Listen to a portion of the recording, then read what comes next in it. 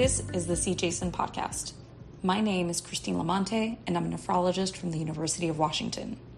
I'm excited to share with you today results of our latest research project published in See Jason. Our study examined the associations of biomarkers of kidney tubular injury and inflammation with kidney biopsy features in early type 1 diabetes. While the focus on diabetic kidney disease has traditionally been on glomerular pathology, the role of tubular injury and dysfunction in disease onset and progression is increasingly gaining recognition. A number of blood and urine biomarkers reflecting tubular injury, inflammation, and dysfunction have been associated with kidney disease progression above and beyond traditional functional kidney markers, eGFR and albuminuria. These biomarkers include plasma kidney injury molecule 1, soluble tumor necrosis factor receptor 1, and arginine to citrulline ratio. And in urine, excretion of uromodulin and epidermal growth factor. We tested associations of these biomarkers with glomerular, tubular interstitial, and vascular morphological features in a cohort of 244 adults with type 1 diabetes from the Renin-Angiotensin System study.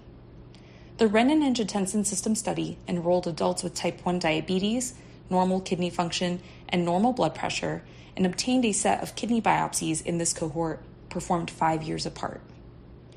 We found that in cross-sectional analyses, kidney injury molecule 1 and soluble tumor necrosis factor receptor 1 were associated with the most biopsy features.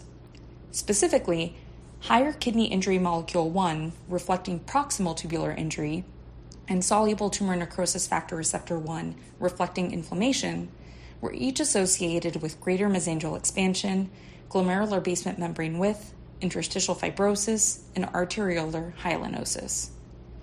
Additionally, baseline concentrations of soluble tumor necrosis factor receptor 1, uromodulin, and epidermal growth factor were associated with 5-year progression of various glomerular and tubular interstitial features.